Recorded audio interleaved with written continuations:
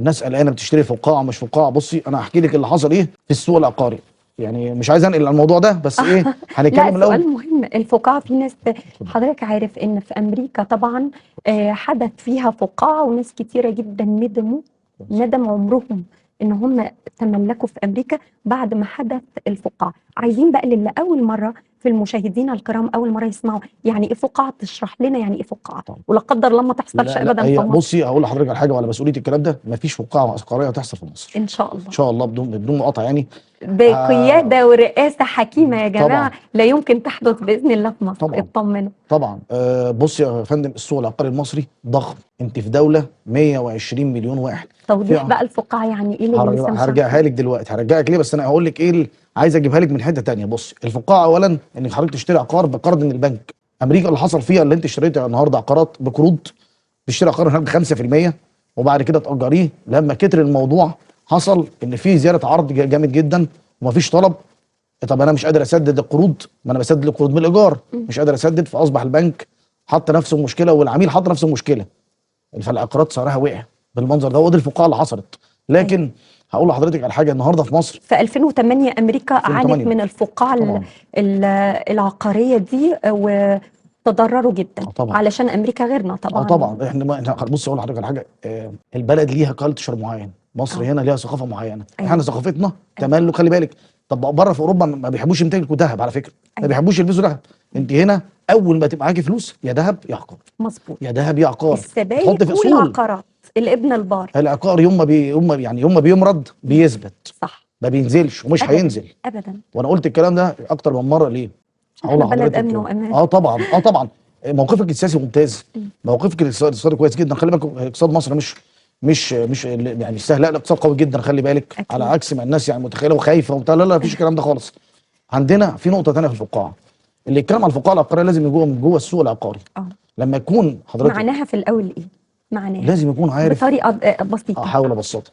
انت حضرتك النهارده بتتكلم على الفقاعه العقاريه، انت عارف حضرتك مصر النهارده باعت الساحل، الشركات السنه دي باعت في الساحل بكام؟ بكام؟ احنا معديين تريليون، ما شاء الله في تبارك الله. 300 مليار، يعني م- مليار.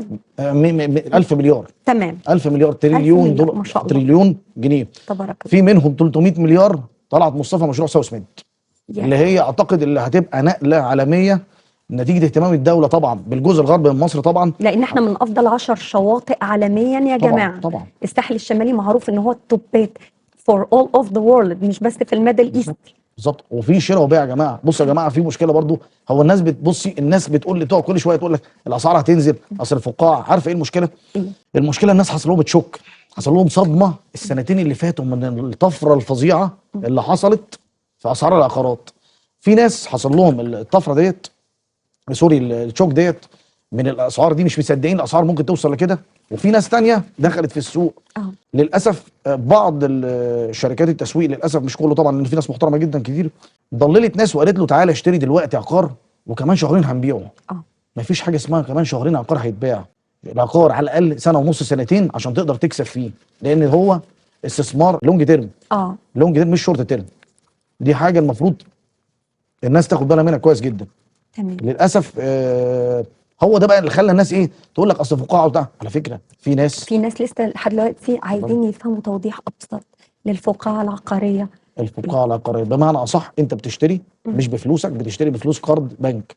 قرض بنك. قرض بنك مش بفلوس كاش لا لا لا لا بيملكها خالص. وده مش بيقترض من الحقيقه، البنك. وده مش الحقيقه. تمام. الحقيقه ده انت حضرتك في مغتربين محاولين من بره فلوس، بالعكس. احنا عايز اقول لحضرتك على حاجه، 20% من الناتج القومي بتاعنا عقارات.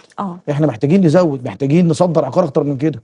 احنا عندنا ازمه في الفنادق، ده انا محدش يعرفها، يقول لك فقاعه مش فقاعه. احنا عندنا ازمه في الفنادق والقطاع الفندقي بنسبه 50%. احنا عايزين 50% زياده فنادق، عايزين الضعف الفنادق اللي موجوده دي وضعف الغرف الفندقيه في مصر. عندنا ازمه في دي ومحتاجين نتغلب عليها يعني. وعايزين نركز على القطاع طبعا السياحي، خاصه السكن يعني القرى السياحيه والحاجات دي. انت محتاج تصدري الحاجات دي مصر، بره مصر. يعني انا عندي فكر صغير قد كده، انت زي ما بتعمل ماركتنج بره في شركات او معارض او حاجات زي كده، احنا ممكن نعمل ماركتنج عن طريق الاوتيلات اللي هنا موجوده في مصر، اللي في شرم او في الغردقه. في اجانب كتير جدا المان وانجليز بيحبوا ينزلوا مصر.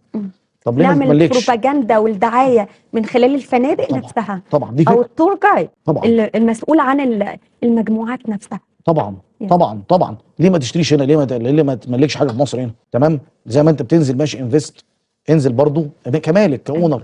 ما هو ده برضو تشجيع للسياحه. الضمانات اللي ممكن نامنها، احنا عندك مطورين كويسين جدا هنا في مصر يقدروا يبقوا ناس تراستد بالنسبه لبره. صح. فما فيش خوف على السوق العقاري. خلي بالكم يا جماعه، ما فيش خوف على السوق العقاري خالص خالص. وعلى فكره انا عايز اقول لحضرتك على حاجه برضو. انت لما حد بتشتري النهارده عقار، ما حدش يعرف، حد ما يقولش لحد. هو يجي يشتري عقار في مستخبي خالص، وحد يقول لحد انا بشتري حاجه؟ ما فيش الكلام ده. نادر. فدايما ايه نادر يعني، يقولوا. ده ما بيموتش خالص.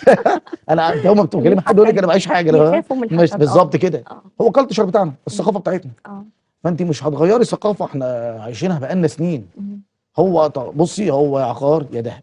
المصري حاطط دماغه كده، ودي الكالتشر بتاعنا. على عكس بره، عكس بره تملك الدولار مثلا في امريكا ملوش دعوه، ما بيحبش الذهب. يقول لك انا معايا دولار، الدولار بالنسبه له اقوى من الذهب. كالتشر ناس.